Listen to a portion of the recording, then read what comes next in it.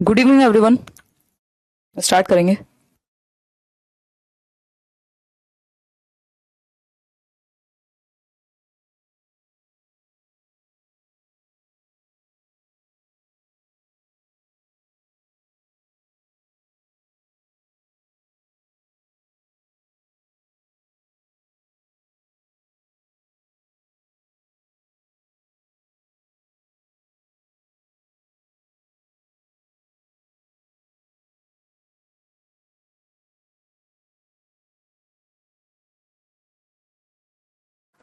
Good evening everyone, this is Himanshi and I welcome you all on career lab. Hopefully आप सभी बढ़िया होंगे, मस्त होंगे, जबरदस्त होंगे, नहीं होंगे तो हो जाएंगे।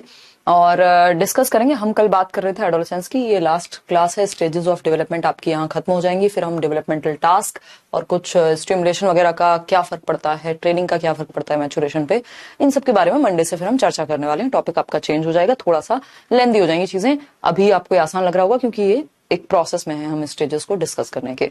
एक और चीज, कल से अब तक कुछ क्वेश्चंस भी हैं जो हम लास्ट में करेंगे। कल से अब तक या ये जितनी भी स्टेजेस ऑफ डेवलपमेंट है, क्योंकि ऐसा कोई पेपर नहीं है देश का जहां पे पेडागोजी आती है और ये क्वेश्चंस नहीं आते, इन स्टेजेस से क्वेश्चन ना आते हों। 1 2 3 4 5 तक भी क्वेश्चंस आपको देखने को मिल सकते हैं, डिपेंडिंग कि आपके पेपर की जो क्वांटिटी है, नंबर ऑफ क्वेश्चंस कितने पूछे जाते हैं वहां पे पेडागोजी के। तो एक बार बताएंगे फटाफट से। गुड इवनिंग भाई, बिल्कुल we are on time. Yes, चलिए स्टार्ट करते हैं। फटाफट से पूछो कि ये जो स्टेजेस ऑफ डेवलपमेंट अब तक हमने की हैं उसमें कहीं डाउट है? चाइल्डहुड में, इन्फेंसी में, एज में, कैरेक्टरिस्टिक में कोई भी मन में सवाल आ रहा हो, स्टेजेस ऑफ डेवलपमेंट से कोई भी मन में सवाल आ रहा हो तो आप अभी पूछ लीजिए। शुरू के 2 मिनट इसी पे आज मैं देना चाहूंगी, क्योंकि मैं नहीं चाहती कि इससे क्वेश्चन जहां से 100% आना ही आना है वहां पे भी आप गलती करके आए। ठीक है ना?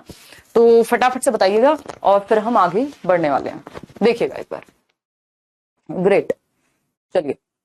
राम राम जी दीपिका। सीटेट पेपर 2 के लिए सुपरटेट बैच नहीं, सीटेट आप सीटेट वाले बैच से ही पढ़े। मैं हमेशा रिकमेंड करूंगी, मैं कहती हूँ कभी भी 2 बैच मत लो आप, लेकिन अपार्ट फ्रॉम सीटेट। सीटेट का सिलेबस, बाकी सबका सिलेबस बिल्कुल मतलब कॉमन है चीजें ऑफ कोर्स, बट डिफरेंट काफी है। सीटेट बहुत सारी चीजें जो आपको बाकी बैच में पढ़नी होती हैं सीटेट में नहीं पढ़नी होती, या सीटेट में पढ़नी होती है तो अलग से पढ़नी होती है। ठीक है ना? सूडो मेच्योरिटी, सूडो मेच्योरिटी क्या है? Letter childhood. लेटर चाइल्डहुड ये कॉम्पिटिटिव सोशलाइजेशन की भी एज है, मैंने बताया था। कॉम्पिटिटिव स्पिरिट बच्चे में आती है, ग्रुप्स में खेलने लगता है, गैंग एज है ये, ग्रुप में, टोली में। और कैसे गैंग होते हैं, मतलब कैसे ग्रुप्स होते हैं बच्चे के? समलिंगी, यानी एक तरह से होमोसेक्सुअल। लड़कों का ग्रुप है तो लड़कों का ही होगा। स्कूल से आए, बैग रखा, खेलने चले गए बाहर पार्क में, कहीं और चले गए, कोई और स्केटिंग सीख रहे हैं, कुछ और सीख रहे हैं। तो लेटर चाइल्डहुड को हम क्या कहते हैं? सूडो मेच्योरिटी का काल कहते हैं, क्योंकि बच्चे को लग रहा है कि अब तो मैं इंडिपेंडेंट हो गया। फीलिंग ऑफ इंडिपेंडेंस काफी रहती है यहाँ पे कि मैं तो हो गया हूं इंडिपेंडेंट, यानी स्वतंत्र। 6 से 12 वर्ष में समूह में खेलने लग गया हूं, है ना? जो मम्मी कहती है बाहर से सामान भी ले आता हूं। ठीक, कॉन्क्रीट थिंकिंग आ जाती है, मूर्त चीजों के प्रति लॉजिक आ जाता है। तो सूडो मेच्योरिटी के थोड़ा हद तक तो लॉजिक आ ही गया है। तो सूडो मेच्योरिटी मतलब उसको लगता है वो परिपक्व हो गया, वो बड़ा हो गया, अपना जीवन वो खुद चला सकता है, जैसा कि होता नहीं है जबकि ऐसा। मिथ्या परिपक्वता, परिपक्वता तो है बट मिथ्या है। क्या है? मिथ्या है। मिथ्या समझते हैं ना, झूठ। जैसे दुनिया माया है, मिथ्या है कहते हैं ना कई लोग, ऐसे स्पिरिचुअलिटी में कहा जाएगा। तो मिथ्या परिपक्वता यानी उसको लग रहा है कि वो बहुत मैच्योर हो गया, बट कोई भी उसका पागल अभी भी बना सकता है आसानी से। ठीक, मिथ्या परिपक्वता का काल है। बिल्कुल निकल जाएगा भानु प्रीवियस मैराथन से। ठीक, तो ये कैसा काल है? मिथ्या परिपक्वता। उसको लग रहा है कि वो बहुत बड़ा हो चुका है, बड़ी समझ उसके अंदर आ गई, बट ऐसा हुआ नहीं है एक्चुअल में। ठीक है बात? कोई दिक्कत परेशानी यहां तक की बात समझने में हो तो बताइए। ठीक, गैंग एज तो है ही ग्रुप्स में, और ग्रुप्स भी कैसे? होमोसेक्सुअल, या कह लीजिए सेम लिंग वाले, यानी सेम सेक्स वाले, सेम जेंडर वाले ग्रुप्स बनते हैं। लड़कों का ग्रुप है तो लड़कों का, लड़कियों का है तो लड़कियों का। ऑपोजिट या हेट्रोसेक्सुअल फीलिंग्स जो हैं एडोलेसेंस में आती हैं, जब दिमाग में गिटार बजता है ऑपोजिट जेंडर को देख करके, या कुछ हद तक सेम जेंडर भी कह सकते हैं। अब तो इस पर चर्चाएं बहुत तेजी से हो रही हैं। नियोनेट तो जब बच्चा जन्म हुआ है उसके जन्म के 14 दिन तक वाला जो पीरियड है, गर्भनाल के कटने से 14 दिन तक का जो पीरियड है, वो नियोनेट या नवजात शिशु है। कई जगह पे 28 दिन तक भी मिलेगा, बट जो अगर बिल्कुल प्रिसाइजली देखें तो वो 14 दिन का पीरियड है। दोनों में से एक नहीं पूछेगा आपसे, है ना? ये मत टेंशन लेना कि पेपर में क्या हो जाएगा। ईगोसेंट्रिक पियाजे के अकॉर्डिंग इससे पहले वाली स्टेज में है, 2 से 6 वर्ष में। ईगोसेंट्रिक एडोलेसेंस में भी होता है, उस पर भी अभी हम बात करेंगे। हाँ, अवंतिका कह रही है कि मुझे डाउट है, टॉय एज अर्ली चाइल्डहुड बिल्कुल होती है। देखिए play age later childhood Avantika कह रही है। अवंतिका अगर हम देखिए, ये किसी ने ऐसा कह नहीं दिया है कि ये ऐसा ही होना चाहिए, अगर कहा भी है तो वो डिफरेंट कॉन्टेक्स्ट में कहा है। तो प्ले एज अगर आप देखेंगे तो अगर हम एरिक्सन की थियोरी को उठा लें तो वहां पे प्ले की बात जब होती है तो वो अर्ली चाइल्डहुड वाला ही पीरियड है। अगर हम बात करते हैं लेटर चाइल्डहुड की तो वो गेम स्टेज है। हमने कल बात की थी ना, गेम एज है वो, कि बच्चा ग्रुप बना करके, यहीं पे अगर हम बात करें इसको हम गेम एज भी कह सकते हैं, गैंग एज भी कह सकते हैं, कि बच्चा जो है ग्रुप्स में गेम्स में पार्टिसिपेट करेगा, कॉम्पिटिटिव स्पिरिट होगी कि मुझे जीतना है, मेरी टीम को जिताना है ना। कॉम्पिटिटिव सोशलाइजेशन, सामाजिकरण के ग्रुप्स में अपने ग्रुप को लेकर के उसका जो है रुझान रहेगा। कॉम्पिटिटिव स्पिरिट जो है इस स्टेज में रहती है, गैंग एज है ही। ठीक है जी बात। ब्रेल स्क्रिप्ट हम आएंगे जब आरपीडब्ल्यूडी एक्ट वगैरह पढ़ेंगे। बेसिकली वो लोग जो विजुअली चैलेंज है उनके पढ़ने के लिए एक लिपि है, जैसे मैं और आप जिनकी आंखें ठीक हैं वो इससे पढ़ पा रहे हैं कि मैं लिख रही हूं आपको रोमन स्क्रिप्ट में। या अगर हम बात करें यहां पे उस व्यक्ति की जो देख नहीं सकता है, देखने में बहुत समस्या है, तो वो टच और फील करके पढ़ता है, उसको ब्रेल लिपि से पढ़ाया जाता है। ठीक है, क्लियर है। हाँ, इमानेंट जस्टिस रॉन्ग है या सही है ये हम नहीं कहेंगे यहां पे। उसका रीजन है एक कि वो बस है। अब एग्जैक्टली कितने बेहतर तरीके से फिर हम कर्मा की बात करेंगे तो वो स्पिरिचुअलिटी की तरफ चला जाएगा, साइकोलॉजी छोड़ के। तो हम इमानेंट जस्टिस सही है कि गलत है उस पर बहस ना करके हम ये कहेंगे ये होता है इस स्टेज में। ठीक, अपना होती तो मनोविज्ञान का भगवान ही मालिक था। अरे नरेंद्र, देखिए बहुत बड़े बबीता। ठीक, तो कोई दिक्कत नहीं भी, कोई भी परेशानी। टॉय एज इससे पहले वाली एज है, ये स्कूल एज है, एलिमेंट्री स्कूल एज इसको हम कह देते हैं। ये सारे नाम इसी के हैं जो भी लिखे हुए हैं यहाँ पे। ये कल मैंने आपको कराया भी था, आपको याद होगा, मैंने ये पीडीएफ में भी दे दिया है। Do not worry at all. ये सूडो मैच्योरिटी रॉस ने कहा है, यूनिक पीरियड है। ठीक है जी, बहुत बढ़िया, ग्रेट। चलिए अब आते हैं एडोलेसेंस पे। हमने बहुत सारी चर्चाएं की थी और अब हमें समझना होगा। अच्छा, ये जो लेटर चाइल्डहुड वाली स्टेज है इसमें एक और खास बात है, वैसे मैंने आपको बताई भी थी। नहीं कोई दिक्कत नहीं वर्षा, दोबारा देने की कोई जरूरत नहीं है, डाल दो, कोई दिक्कत नहीं माही, उससे मार्कशीट कोई नहीं मांगेगा आपसे। देखिए, तो अगर हम बात करते हैं यहां पर किसकी, जो यही वाली एज है 6 से 12, लेटर चाइल्डहुड कह लीजिए, गैंग एज कह लीजिए, यही स्टेज जो है लेटर चाइल्डहुड, यहाँ पे मोटर डेवलपमेंट बहुत तेजी से होता है बच्चे का, बहुत बेहतर तरीके से। वैसे तो ओवरऑल डेवलपमेंट देखें तो थोड़ा हाइट वाइट बहुत तेजी से नहीं बढ़ती, स्लो हो जाता है, लेकिन जो मोटर डेवलपमेंट है वो बहुत अच्छे से होता है। उछलना कूदना, स्पोर्ट्स में पार्टिसिपेट करना, तो मोटर डेवलपमेंट के लिए बड़ा इंपॉर्टेंट पीरियड है ना। मोटर यानी गत्यात्मक विकास। गत्यात्मक में पता है आपको, ग्रॉस मोटर, फाइन मोटर, ये सब पढ़ा था। तो गत्यात्मक विकास के लिए वेरी वेरी इंपॉर्टेंट। ठीक, गत्यात्मक विकास की दृष्टि से महत्वपूर्ण काल है ये, यह स्टेज है। यहां पे मैं लिख देती हूं, important stage from motor development perspective. Pre gang as 3 से 6 वर्ष, टॉय एज भी वही है, प्ले एज भी हम उसी को मान के चल रहे हैं। ठीक है, दूसरे शब्दों में आप प्ले एज इसको कह सकते हो, बट वो पेपर में अगर आएगा तो उसी तरह से ज्यादातर चांसेस हैं कि वो प्ले एज उसी को कंसिडर करेंगे। इसको हम गेम स्टेज ज्यादा कह दे रहे हैं, बात एक ही है जबकि दोनों में हल्का सा ही अंतर है। चलिए खैर आते हैं एडोलेसेंस की कहानी पे। ईगोसेंट्रिक इससे पहले वाली स्टेज में होगा। अब हम बात करते हैं किस चीज की, कैरेक्टरिस्टिक्स ऑफ एडोलेसेंस हम कर चुके हैं। आइडेंटिटी क्राइसिस होता है, यानी पहचान का संकट होता है। पहचान क्या होती है, मैं खुद को कैसे देखती हूं, मेरे क्या वैल्यू सिस्टम है, मेरे क्या बिलीफ्स हैं, मेरे क्या आइडियाज हैं, मैं अपने पेरेंट्स के अलावा मेरी खुद की क्या आइडेंटिटी है दुनिया में, ये है आइडेंटिटी फॉर्मेशन। और आइडेंटिटी क्राइसिस क्या है कि ये मैं हूं कौन, इसका पता लगाने के लिए जो संकट में मैं हूं, वो आइडेंटिटी क्राइसिस हैं जो इस स्टेज में होते हैं। ठीक है, कोई दिक्कत, हिमांशी बताओ फटाफट से, कोई दिक्कत नहीं है ना। चलिए, तो अगर हम बात करें, और ये जो आइडेंटिटी क्राइसिस वर्ड है ये कॉइन किया है एरिक्सन ने, इनकी थियरी भी हम आगे पढ़ने वाले हैं ये वाले चैप्टर के बाद।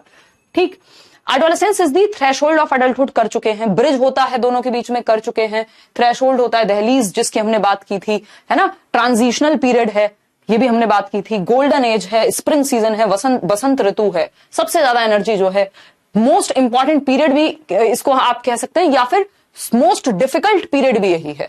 अगर कहीं लिखना चाहें एडोलेसेंस के बारे में तो लिख लीजिएगा most difficult period of life, most difficult period of life, सबसे कठिन काल है ये जीवन का। डिफिकल्ट क्योंकि इमोशनली भी, फिजिकली भी, सोशली भी, हर तरह से महत्वपूर्ण और मुश्किल पीरियड ऑफ लाइफ। जीवन का सबसे कठिन काल, क्योंकि इमोशनल इंस्टेबिलिटी है, संवेगों पे कंट्रोल नहीं है, 1 मिनट में गुस्सा, ब्रेकअप हो गया तो बस दुनिया खराब लगने लग गई। ठीक, तो ये क्या है, सबसे कठिन काल, जीवन का सबसे कठिन काल। स्ट्रेस एंड स्टॉर्म की तो बात हमने की ही थी। सबसे कठिन काल, जीवन का सबसे कठिन काल।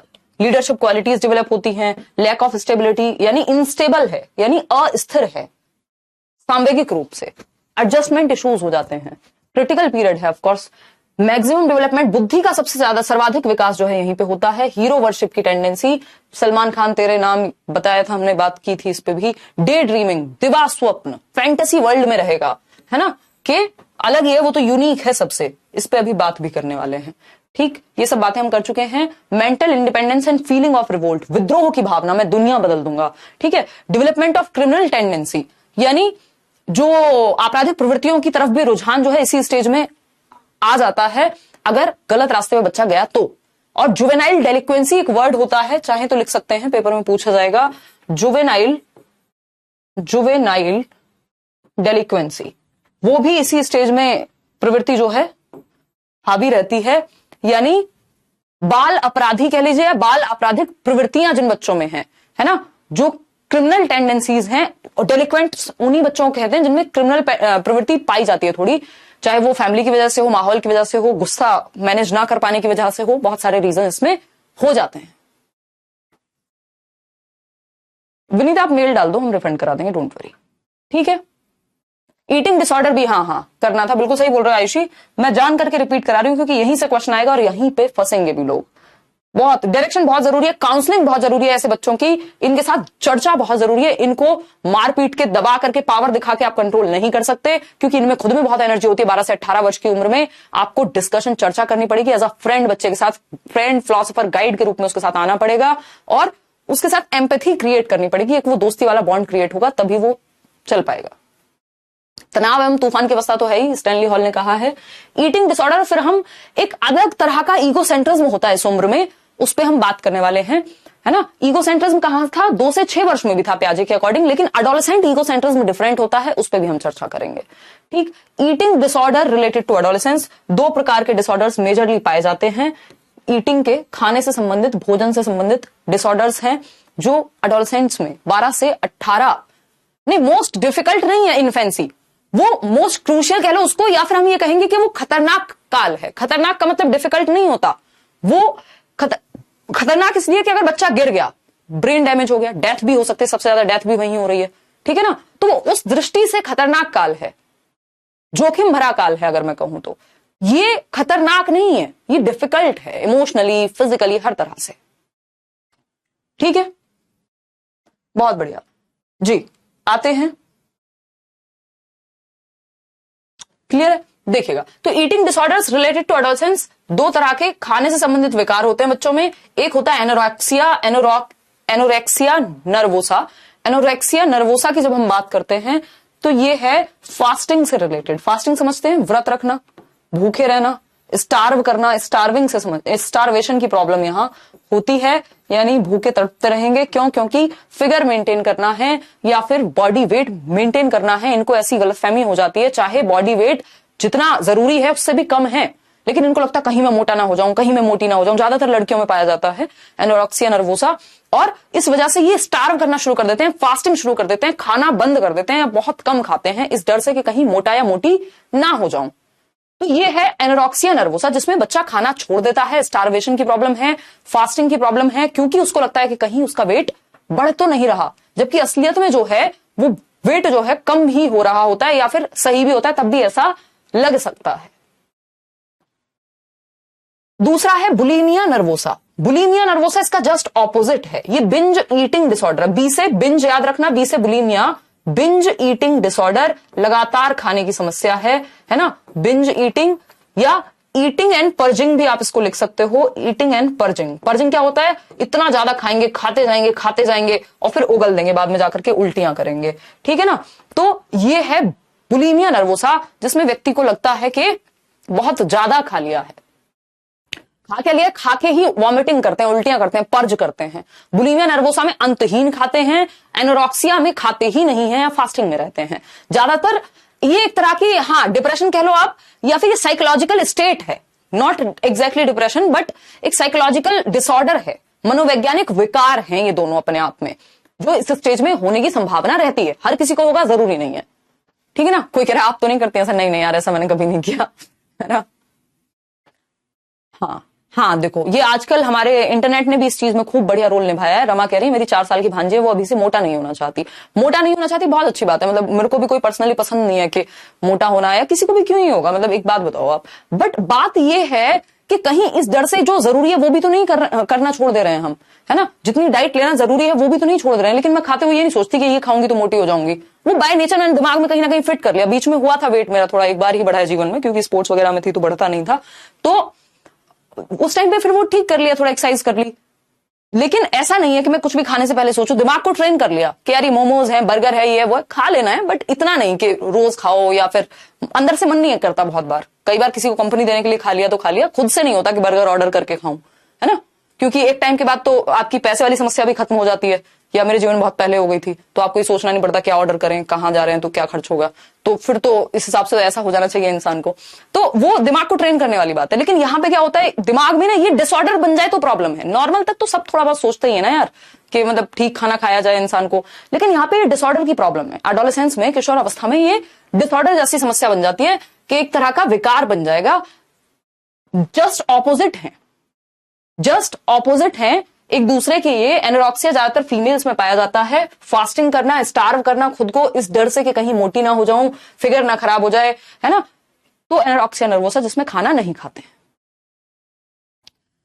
बुलिमिया नर्वोसा की जब हम बात कर रहे हैं, तो बुलिमिया नर्वोसा में बिंज ईटिंग है, अंतहीन खाना और फिर पर्ज करना, यानी निगलना, सॉरी उगलना, या फिर वॉमिट कर देना, ठीक है, एडोलेसेंस में।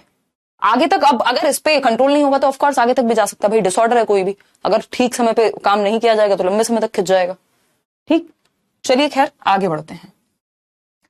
अगर हम बात करते हैं, adolescents also develop a special kind of egocentrism, यानी एक अलग तरह का ईगोसेंट्रिज्म डेवलप हो जाता है एडोलेसेंस में 12 से 18 की उम्र में। फिर से हमें पता है चाइल्डहुड में थी ये चीज, और चाइल्डहुड में भी कहां थी, अर्ली चाइल्डहुड में थी, 2 से 6 वर्ष के बीच। अर्ली चाइल्डहुड में थी, 2 से 6 वर्ष के बीच थी ये समस्या कि बच्चा जो है ईगो सेंट्रिक था, सेल्फ सेंटर्ड था, अहम केंद्रित था।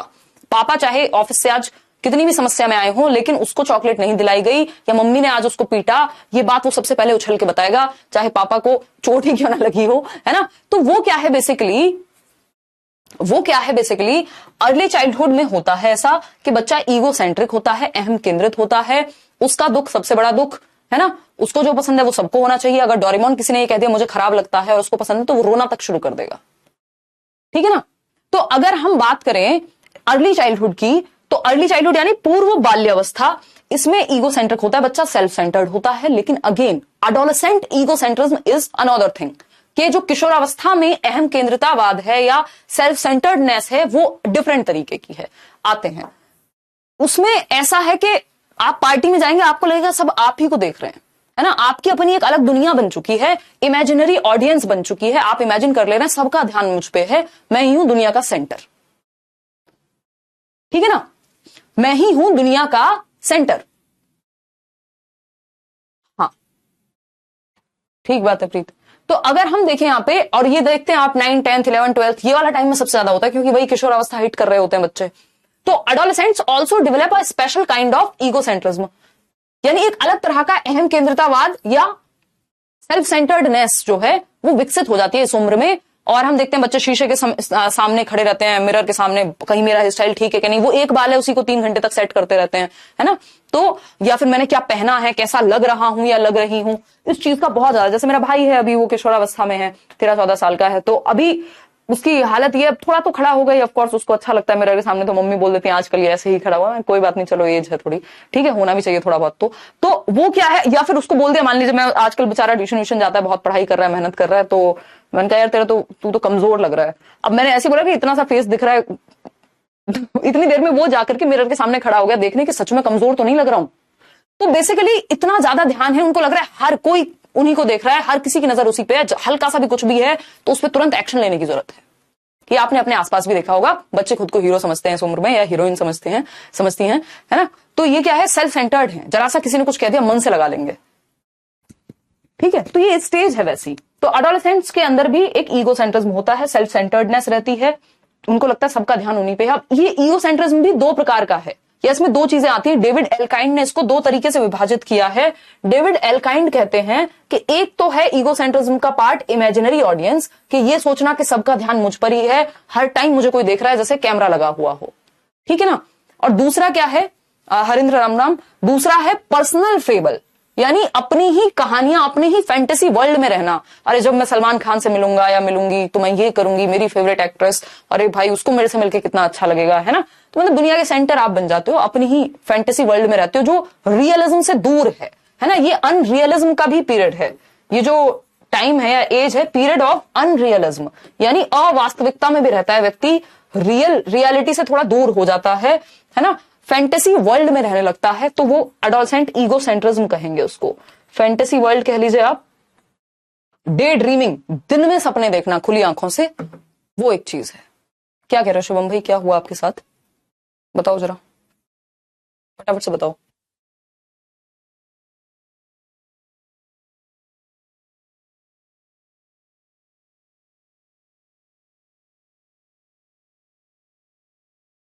ठीक है आदर्श। हिमांशी, नाम अगेन, नाम लेने पे कोई भी फोकस नहीं करेगा, पढ़ने में फोकस कर लो। इंटरव्यू देने आओगे मस्त बैठ के, नाम नहीं, आपसे घंटों बातें करेंगे, ठीक है। ऐसा नहीं है कि अब नहीं कर सकते हैं, बट मजबूरी है। अगर हम बातें करेंगे तो काम कब करेंगे।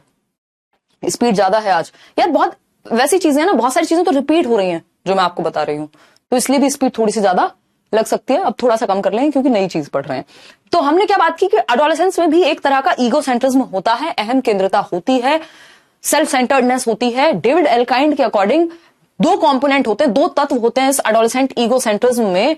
एडोलेसेंट ईगो सेंट्रिज्म यानी किशोरों का अहंकार भी मत लिखिए आप इसको, अहम केंद्रित होना, ठीक है ना। तो अहम केंद्रित होने पे, या स्व केंद्रित होना भी लिख सकते हैं आप इसको। अहम केंद्रीकरण के दो घटक हैं, जैसे इनकी दंत कथा कह लीजिए, पर्सनल फेबल, खुद को ही स्टोरीज सुनाई हुई हैं, ठीक। अगर हम बात कर रहे हैं यहां पे, तो इमेजिनरी ऑडियंस और दूसरा है पर्सनल फेबल। देख लेते हैं एक बार इमेजिनरी ऑडियंस और पर्सनल फेबल। तो हम लिख सकते हैं एडोलेसेंट ईगो सेंट्रिज्म,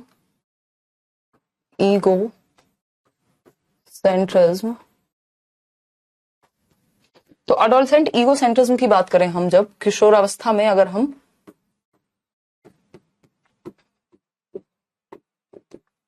किशोरावस्था की, ये तो मिल ही जाता है ना डेली पीएनजी, पीडीएफ मिल जाएगा मंडे तक, पक्का प्रॉमिस है। किशोरावस्था की स्व केंद्रता या अहम केंद्रता आप लिख लीजिए, ठीक है। सेल्फ सेंटर्ड है बच्चा। तो इसके कंपोनेंट हैं दो भाग हैं किशोरावस्था में ईगोसेंट्रिक होने के। एक तो है आपका क्या था, इमेजिनरी ऑडियंस। क्या आपको लगता है आपको हर जगह कोई देख रहा है, एक पिंपल भी किसी को हो जाएगा, अगर फीमेल है मेल है तो पूरा ध्यान जो है उस पिंपल पे ही रहेगा, हाय रे इस पे ध्यान जा रहा होगा, है ना। किसी दिन हल्का सा अगर मान लो एक निशान भी लग गया शर्ट पे, तो पूरे टाइम ये लगता रहेगा, हाय रे पता नहीं सामने वाला मुझे कैसे देख रहा होगा, मैं अच्छी नहीं लग रही हूँ आज इन कपड़ों में, है ना, मैं मोटी हो गई हूँ, मैं पतली हो गई हूँ। मतलब पूरी दुनिया, उनको लग रहा है जितने वो खुद के लिए इंपॉर्टेंट है, पूरी दुनिया के लिए वो उतने इंपॉर्टेंट है। जबकि सच ये है कि किसी को फर्क नहीं पड़ता, कोई ज्यादा 2 मिनट कोई बात भी करेगा आपके बारे में, तीसरे दिन भूल भी जाएगा, है ना। तो इमेजिनरी ऑडियंस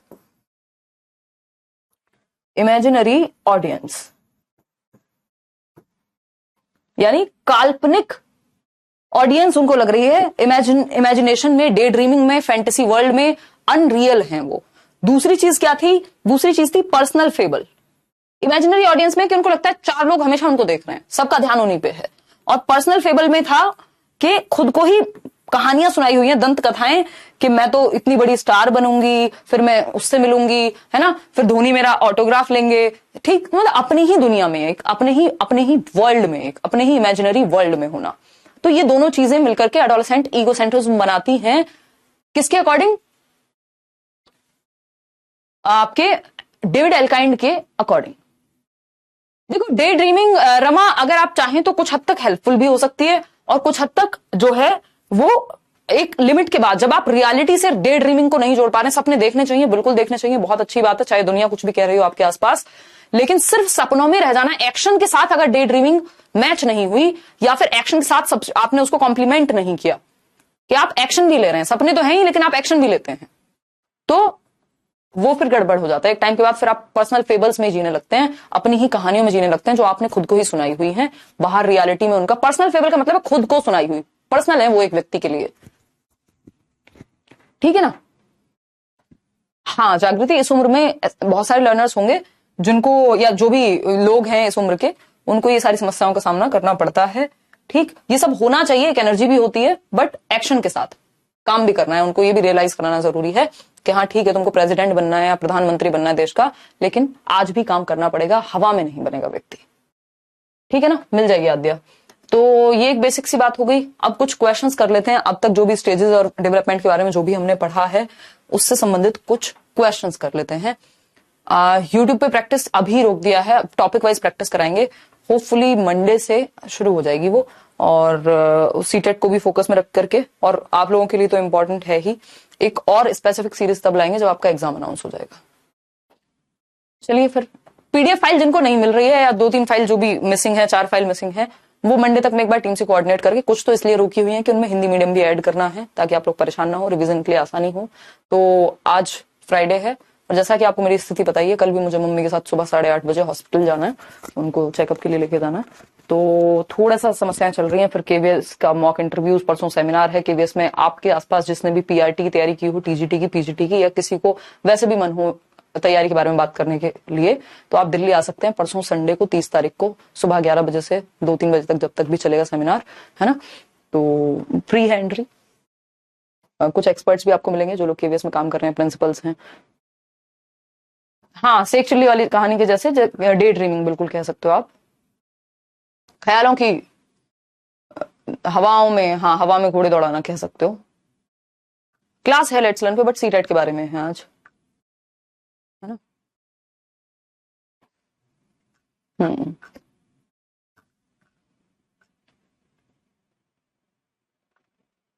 ठीक है, चलिए फिर। तबीयत अभी थोड़ी बेटर है रागिनी, अब नेक्स्ट देखो, कल पता लगेगा नेक्स्ट सर्जरी के लिए कब डेट मिलती है, देखिएगा। ये मैं समझ नहीं पा रही हूँ, हिमांशी इसको हिंदी में लिखो, क्या लिख रहे हो, एंटी नेटल लिख रहे हो, क्या लिख रहे हो, मतलब मैं समझ नहीं पा रही हूँ। चलिए,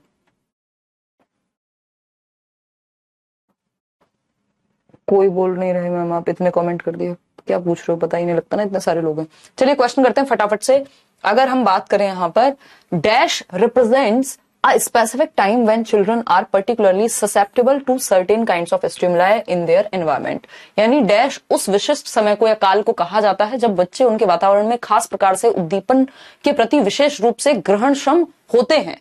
यानी वो time when, specific time when children are particularly susceptible, यानी वो सेंसिटिव हैं किसी चीज को सीखने के लिए, to certain kinds of stimuli. अगर उनके आसपास कुछ उद्दीपक हैं तो वो उनके प्रति ससेप्टेबल हैं, जल्दी से ग्रहण कर लेंगे इस काल में। इस काल को क्या कहते हैं जब वो जल्दी से ग्रहण कर सकते हैं किसी एक चीज को, बताइएगा।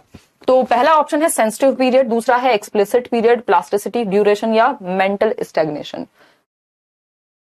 लाइव तो मुश्किल है चेतना, तो सेंसिटिव पीरियड कहा जाता है, ये मैंने आपको बताया था। क्रिटिकल पीरियड या सेंसिटिव पीरियड किसको कहते हैं, वो पीरियड जहां कोई चीज आसानी से सीखी जा सकती है, बाकी टाइम पीरियड से जल्दी सीख सकते हो। जैसे लैंग्वेज के लिए सेंसिटिव पीरियड कौन सा है, अर्ली चाइल्डहुड, 2 से 6 वर्ष, 2 से 6 वर्ष पूर्व बाल्यावस्था सेंसिटिव पीरियड है लैंग्वेज डेवलपमेंट के लिए। या फिर अगर मैं बात करूं सोशलाइजेशन के लिए, तो ये संक्रमण काल कह लीजिए आप इसको, ये वो कहेंगे सेंसिटिव पीरियड है, क्रिटिकल पीरियड है, इंपॉर्टेंट पीरियड है, फास्टेस्ट होगी कोई चीज, क्योंकि जो भी एनवायरमेंट में जो स्टिमुलाई हैं, स्टिमुलाई क्या हो सकता है, कार्टून देखता है बच्चा, उसमें कुछ कुछ बोला जाता है, तो वो उसके लिए उद्दीपक का काम कर रही है, वो सारे शब्द उसके दिमाग में भर जाएंगे फटाफट से, ससेप्टेबल है, वो तुरंत सीख लेगा। आपको पता है इतना छोटा बच्चा है, इसके सामने जो बोलोगे वही कैच कर लेगा।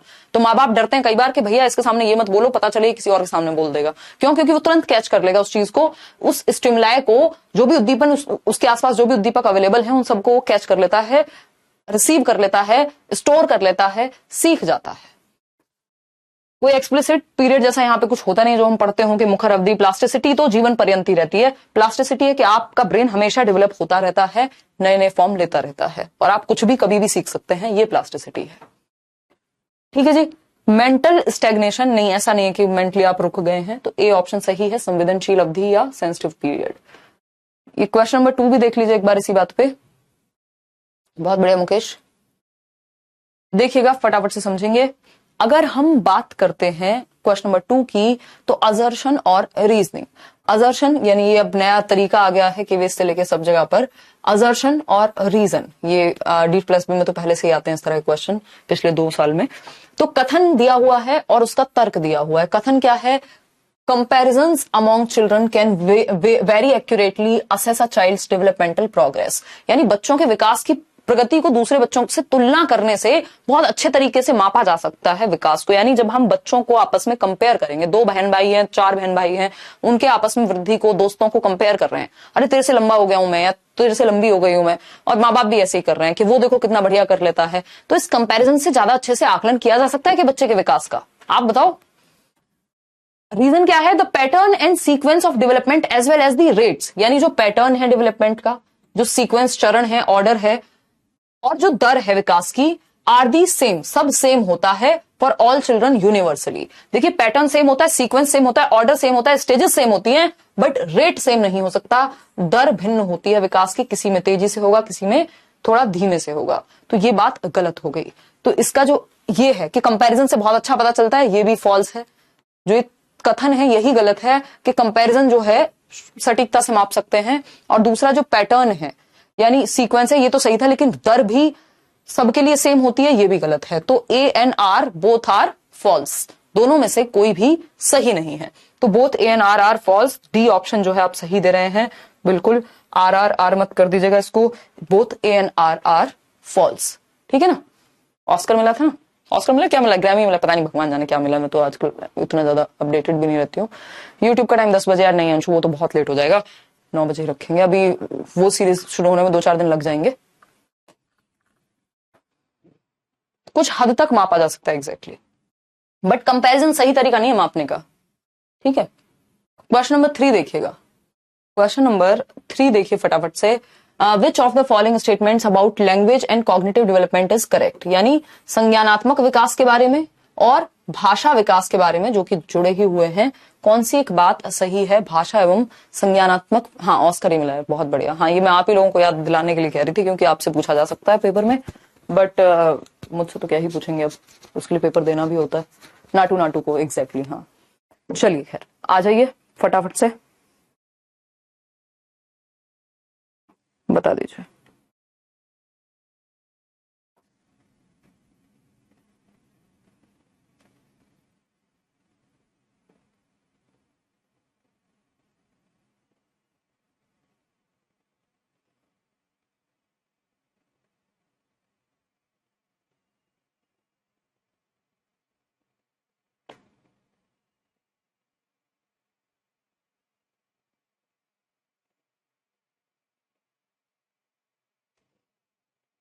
चले आगे देखिएगा। ए कह रहे हैं आप लोग, अगर हम ए की बात माने तो ए में है language plays an important role in cognitive development. यानी भाषा की संज्ञानात्मक विकास में महत्वपूर्ण भूमिका होती है। यानी संज्ञानात्मक विकास क्या है? हमारे सोचने, समझने, ज्ञान को एक्वायर करने, तर्क करने, हमारी मेमोरी, हमारा परसेप्शन बिल्ड करने, दिमाग से संबंधित जितनी भी चीजें वो सब संज्ञानात्मक विकास में आती हैं। ज्ञान के निर्माण की प्रक्रिया को संज्ञानात्मक विकास हम कह सकते हैं। तो भाषा इसमें एक महत्वपूर्ण रोल प्ले करेगी या नहीं करेगी? भाई हम अभी ज्ञान ही तो विकसित कर रहे हैं, मैं और आप मिलकर के। कैसे कर रहे हैं? भाषा के माध्यम से ही कर रहे हैं। तो इतनी बात पक्की है कि आपके दिमाग के विकास में भाषा का बहुत बड़ा रोल होता है। और ये कहा भी जाता है कि जिनको 2 या 2 से अधिक भाषाएं आती हैं, उनका संज्ञानात्मक विकास, उनका कॉग्निटिव डेवलपमेंट अच्छा होता है। तो इसका मतलब बात तो सही लग रही है, लेकिन हमें बाकी के 3 ऑप्शन भी चेक करने पड़ेंगे। Language does not play an important role in cognitive development. भाषा का कोई महत्वपूर्ण रोल ही नहीं है। सोचिए, अगर भाषा नहीं होती हमारे पास, हम कहां से न्यूज़पेपर पढ़ते, हम कहां से समाचार सुनते, हम कहां से चर्चाएं करते, हम कहां से वाद विवाद कर पाते, या फिर हम कहां से ज्ञान को अर्जित करते? बहुत मुश्किल हो जाता ज्ञान का अर्जन। क्योंकि अगर हम देखें एनिमल्स में और हम में, क्या है? हमारी भाषा ज्यादा डेवलप्ड है, हमारी लैंग्वेज ज्यादा डेवलप्ड है एनिमल्स के कंपैरिजन में। तो हमारी भाषा हमें बहुत ज्यादा बुद्धि का संग्रहण करने में या अच्छा हमारे इंटेलेक्ट को बनाने में, कॉग्निटिव डेवलपमेंट में बहुत बड़ा रोल प्ले करती है। ये बात हमको माननी पड़ेगी। तो ए ऑप्शन ही सही लग रहा है। फिर भी देखेंगे, बी तो हट गया, सी ऑप्शन चेक करते हैं। Language hinder the process of cognitive development. भैया लैंग्वेज जो है सपोर्ट करती है कॉग्निटिव डेवलपमेंट में, ना कि बाधा बनती है, ऐसा नहीं है। Language and cognitive development are independent processes, यानी भाषा का विकास अलग होगा, लैंग्वेज का विकास अलग होगा। ऐसा कोई भी नहीं कहता कि लैंग्वेज का कॉग्निटिव डेवलपमेंट पे कोई प्रभाव नहीं पड़ता, ये तो अलग है, ऐसा नहीं है। तो A option is the only right option over here. तो यही हो गया सही उत्तर हमारे लिए कि भाषा की संज्ञानात्मक विकास में बहुत ही ज्यादा महत्वपूर्ण भूमिका है। अब बात करते हैं डेवलपमेंट के ऊपर। बिल्कुल होगा अमीशा, लेकिन आपको सिलेबस से निकाल निकाल के यहाँ पे चैप्टर पढ़ने पड़ेंगे सीटेट के हिसाब से। डेवलपमेंट ऑफ इंडिविजुअल चाइल्ड, बालकों के व्यक्तिगत विकास में। मैं ये नहीं कहूंगी कि ये बैचेस इंपॉर्टेंट नहीं है सीटेट वालों के लिए, बट सीटेट वाले खो जाएंगे समुद्र में, क्योंकि ये चीजें जहां ज्यादा बड़ी हैं वहां सिलेबस लिमिटेड है अभी भी। मर्जी है यार, अगर भरना चाहते हो भर दो, नहीं तो कोई दिक्कत नहीं है। देखिए, तो डेवलपमेंट ऑफ इंडिविजुअल चाइल्ड, बालकों के व्यक्तिगत विकास की जब हम बात कर रहे हैं तो पहला ऑप्शन है can be predicted accurately and absolutely by referring to the developmental milestones. Developmental milestones हमारा मंडे से टॉपिक रहेगा, इसको डेवलपमेंटल टास्क भी कह देते हैं, विकासात्मक प्रकार्य कह सकते हैं आप इसको। तो डेवलपमेंटल टास्क देख करके आप ये बता सकते हैं कि किस उम्र में बच्चा क्या काम करेगा। एक्यूरेटली, प्रिसाइजली, एब्सोल्युटली आप ये बता सकते हैं कि कितना उसका विकास होगा। भाई एक्यूरेटली प्रिडिक्ट नहीं कर सकते, we can predict to some level, yes to some extent, एक हद तक प्रिडिक्ट किया जा सकता है। पूरी तरह से प्रिडिक्शन संभव नहीं है, भविष्यवाणी संभव नहीं है, ठीक। तो ये नहीं कह सकते। Can not be predicted at all, ये भी गलत होगा, क्योंकि प्रिडिक्ट कर सकते हैं, अनुमान हम लगा सकते हैं बच्चे की स्थिति को देखते हुए, लेकिन कुछ हद तक अनुमान, पूरी तरह से अनुमान नहीं लगाया जा सकता। एक्यूरेट, कैन बी प्रिडिक्टेड, वो अनुमान गलत भी साबित हो सकता है। Can be predicted somewhat but all children develop at different rates. भाई कुछ हद तक हम प्रिडिक्ट कर सकते हैं, अनुमान लगा सकते हैं कि बच्चा जल्दी चलने लग गया है अपनी उम्र के बच्चों से, या फिर इस क्षेत्र में स्पोर्ट्स में अच्छा है तो इधर जा सकता है। लेकिन सभी बच्चे जो हैं डिफरेंट रेट पे, अलग अलग दर विकास की उनमें हो सकती है, अनुमान लगाना संभव है, लेकिन पूरी तरह से नहीं, समवॉट, कुछ हद तक। डिसऑर्डरली नहीं होता विकास, जो है ऑर्डरली एक सीक्वेंस में होता है और कॉन्टिन्यूअस होता है, डिसकॉन्टिन्यूअस नहीं होता। एक बहस है कॉन्टिन्यूटी और डिसकॉन्टिन्यूटी की, जो हम करने वाले हैं उस पर भी चर्चा। तो लेकिन कॉन्टिन्यूअस ही ज्यादातर लोग मानते हैं कि विकास की प्रक्रिया कॉन्टिन्यूअस है, हमेशा चलती रहती है। कुछ लोग कहते हैं डिसकॉन्टिन्यूटी में होता है, ठीक। जैसे प्याजे हैं वो डिसकॉन्टिन्यूअस मानेंगे, आएंगे इस पे भी, आगे बढ़ेंगे। क्वेश्चन नंबर 5 देखिएगा। क्वेश्चन नंबर 5 क्या कहता है भाई? क्वेश्चन नंबर 5 कहेगा विच of the following statement is correct, कौन सा एक स्टेटमेंट या कथन है वो सही है, बताइएगा, फटाफट से बताइए।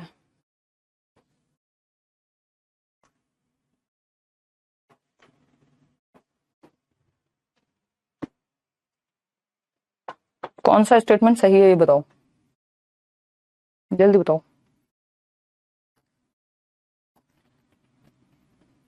क्या कह रहे हो, नहीं बताओगे? 5 महीने कम से कम लगेंगे जी सिलेबस कंप्लीशन में। विच of the following statement is correct, development is not sequential, क्रमबद्ध नहीं है। भाई सीक्वेंशियल होता है, नॉट कैसे हो जाएगा, तो गलत हो गया।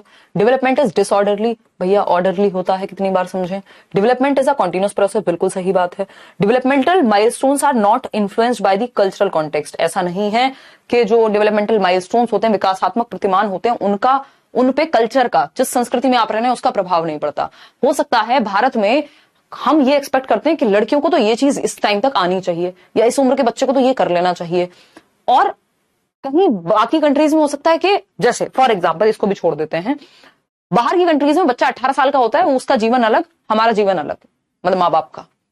हमारे देश में बच्चे बच्चे ही बने रहते हैं ज्यादातर केस में, जब तक वो जीवित हैं, है ना, वो अलग भी नहीं होते माँ बाप से। अब इसमें सही और गलत की बात नहीं है, बट माइलस्टोन्स डिफरेंट है। ये इवन आर्थिक स्थिति में भी प्रभाव आ जाता है कि एक अमीर घर के बच्चे को छोड़ने भी ड्राइवर जाता है ना, 4 लोग आगे पीछे चलते हैं, लेकिन जो एक आर्थिक रूप से कमजोर बच्चा है, आपको रेड लाइट पे, आपको, मैं देखती हूँ, कभी मैं निकलती हूँ शाम को, रात को 11 बजे भी आपको बच्चियां 13 साल की, 14 साल की, उनके भाई छोटे छोटे, वो घूमते हुए मिल जाएंगे भीख मांगते हुए।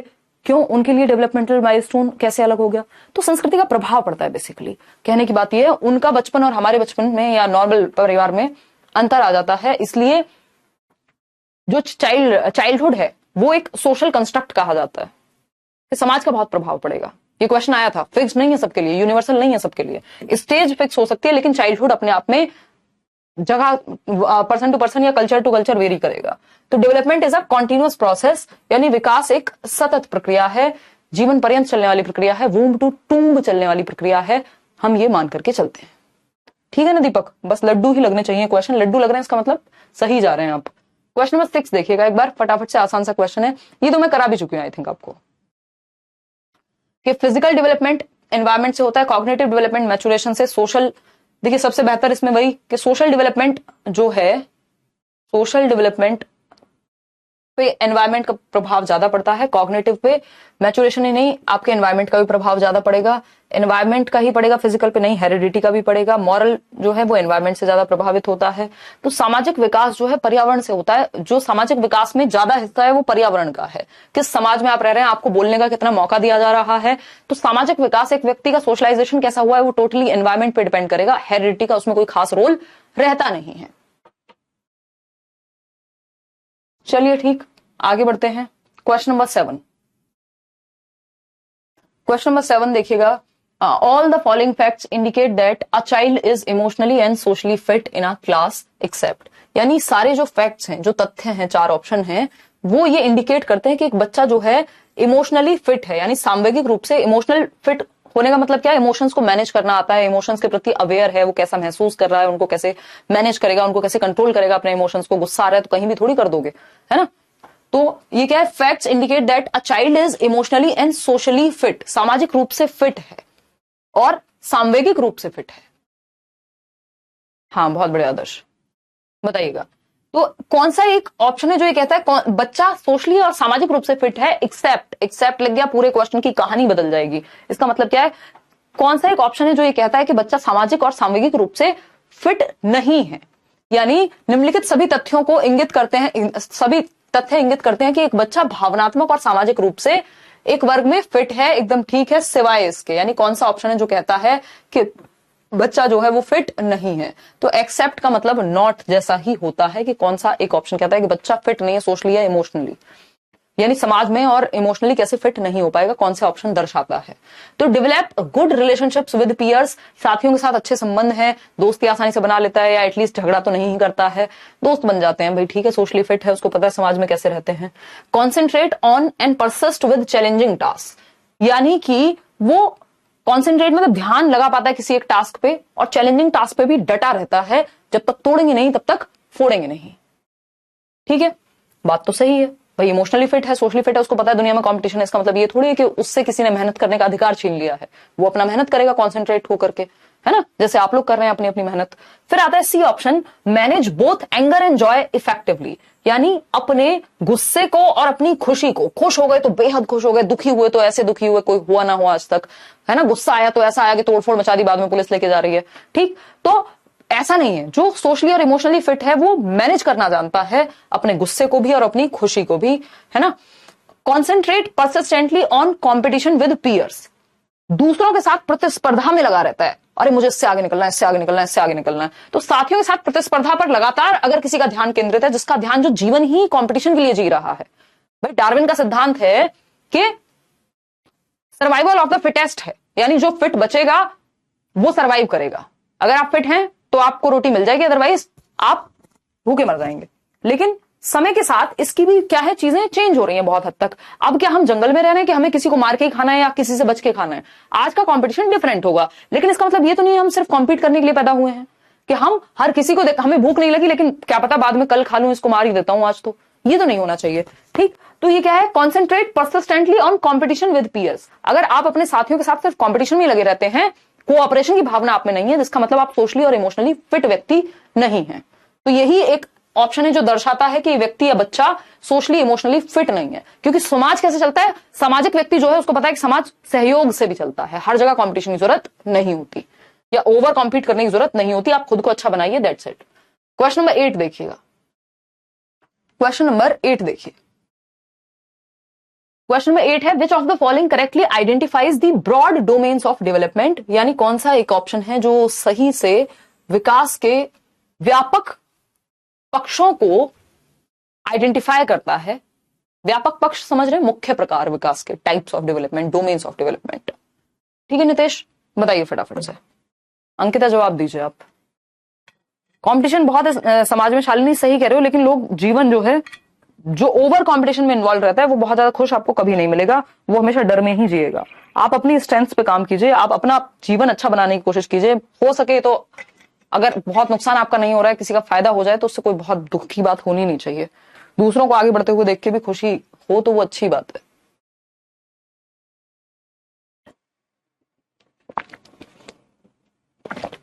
देखिएगा क्वेश्चन नंबर 8 है, कहता है कि कौन सा ब्रॉड डोमेन्स कौन से डेवलपमेंट के, व्यापक पक्ष कौन से हैं? इमोशनल, इंटेलेक्चुअल, इंटेलेक्चुअल अलग से नहीं होता, कॉग्निटिव में ही आ जाएगा, स्पिरिचुअल है ही नहीं, सेल्फ भी नहीं पढ़ा हमने, फिजिकल पर्सनैलिटी कोई डेवलपमेंट का प्रकार नहीं है, स्पिरिचुअल डेवलपमेंट का कोई प्रकार नहीं है, सोशल ठीक है, फिजिकल ठीक है, पर्सनैलिटी अगेन नहीं है, सेल्फ अगेन नहीं है। तो physical, cognitive, social and emotional, PCSE, PCSE, P for physical, C for cognitive, S for social, E for emotional. यानी फिजिकल का मतलब क्या है? शारीरिक विकास, कॉग्निटिव मतलब संज्ञानात्मक दिमाग का विकास, सोशल मतलब समाज में कैसे रहते हैं उसका विकास, इमोशनल मतलब इमोशंस पर कंट्रोल। ये सिर्फ 3 मुख्य प्रकार हैं। वैसे तो सोशल एंड इमोशनल यहां पे भी आपको एक साथ लिखा हुआ दिख जाएगा, या सोशल इमोशनल या सोशियो इमोशनल भी कह देते हैं इसको। ठीक, तो यही मुख्य 4 प्रकार हैं, जिनको 3 ही मान लेते हैं अगर नंबर्स में आएगा तो। आगे बढ़ेंगे क्वेश्चन नंबर 9 पर। Development of concepts is primarily a part of, अवधारणाओं का जो विकास है वो मुख्य रूप से किसका हिस्सा है? यानी कॉन्सेप्ट्स कहां बनते हैं, ये मैं आपसे पहले भी पूछ चुकी हूं। बताइएगा कॉन्सेप्ट्स का जो निर्माण है वो कहां होता है, ये पूछा है हमसे, फटाफट से बताइए। डी फॉर डॉग, हाँ बताइएगा फटाफट से। तो development of concepts is primarily a part of, अवधारणाओं का विकास मुख्य रूप से, दिमाग में तो होती हैं अवधारणाएं, इंटेलेक्चुअल डेवलपमेंट का ही तो हिस्सा होगा। कॉन्सेप्ट्स कहां बनेंगे? दिमाग में बनेंगे, हाथों में थोड़ी ना कॉन्सेप्ट्स लेके घूम रहे हो आप, है ना। कॉग्निटिव डेवलपमेंट या इंटेलेक्चुअल डेवलपमेंट हमारे दिमाग में बनते हैं कॉन्सेप्ट्स, चाहे वो प्याजे का कॉन्सेप्ट हो, दुख का कॉन्सेप्ट हो, सुख का कॉन्सेप्ट हो, वॉट एवर। ठीक, तो फिजिकल शरीर में, समाज में नहीं, दिमाग में है, दिमाग में है कॉन्सेप्ट जिनकी बातें हम समाज में कर सकते हैं। ठीक है, क्वेश्चन नंबर 10 देखिए, आखिरी सवाल आज के लिए। आसान सवाल है, वैसे ये टॉपिक अपने आप में मैं भी कराऊंगी, नेक्स्ट क्लास से शुरू हो जाएगा, फिर आप इसको अच्छे से समझ पाएंगे। बट ऐसे ही आप कोशिश करें इसको सॉल्व करने की, फिर हम आगे बढ़ेंगे। 2-3 दिन से क्लास आपकी थोड़ी छोटी हो रही है, बट वो टॉपिक पे डिपेंड करता है, क्योंकि अगर टॉपिक की डिमांड उतनी ही है और हम एक दिन में ग्रेजुअली उतना ही समझ सकते हैं, तो हम क्यों खींचेंगे जबरदस्ती। ठीक, चलिए फिर।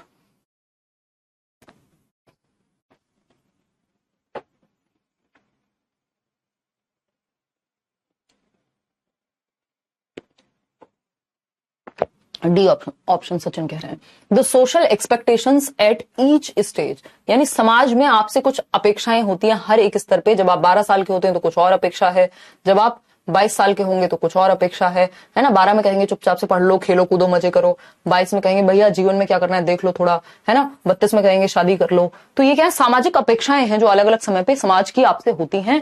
इन्हीं अपेक्षाओं को अलग अलग स्टेज में जो अपेक्षाएं होती हैं, डेवलपमेंटल टास्क या फिर माइलस्टोन कहते हैं कि इस स्टेज में ये वाला टास्क आपको कर लेना चाहिए। ये समाज के अपने टास्क हैं जो बनाए हुए हैं, है ना। अदरवाइज तो आजकल आप देख रहे हैं लोग 40 में भी करते हैं शादी, लोग 32 में भी कर रहे हैं, लोग 25 में भी करते हैं। तो ये क्या है, लेकिन समाज हमसे अपेक्षा करता है कि भैया ये काम इस समय पे कर लो।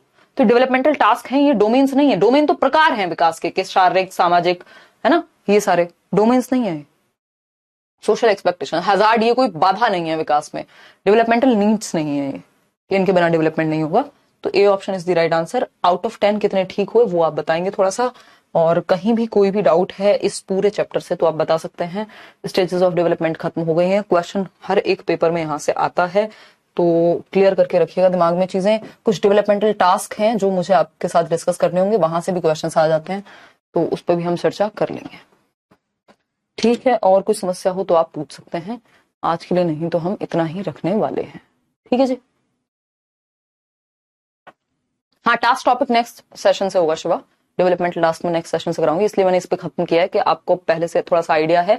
मंडे से फिर हम डिस्कस करेंगे डेवलपमेंटल टास्क होते क्या है। ठीक है या नहीं है, बताइए एक बार, ठीक है या नहीं है? सारे सही है, no doubts. 8 out of 10, 7 out of 10 Vinod कह रहे हैं। आप वही विनोद तो नहीं है, देख रहे हो विनोद, संतोष 8 बता रही हैं, नाज कह रही हैं सब सही है, कोई डाउट नहीं, 9 आउट ऑफ 10, 8 आउट ऑफ 10, बहुत बढ़िया जी।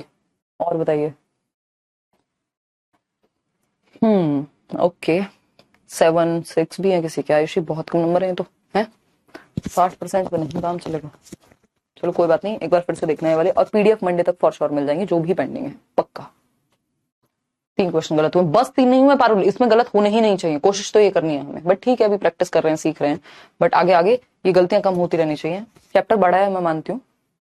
चलिए take care, bye bye. Monday मिलेंगे, सैटरडे संडे ऑफ रहता है। जिन लोगों ने नया एडमिशन लिया अपना रिवाइज कीजिए इतने, और चीजों को समझिए बढ़िया तरीके से, मल्टीपल टाइम्स रिवीजन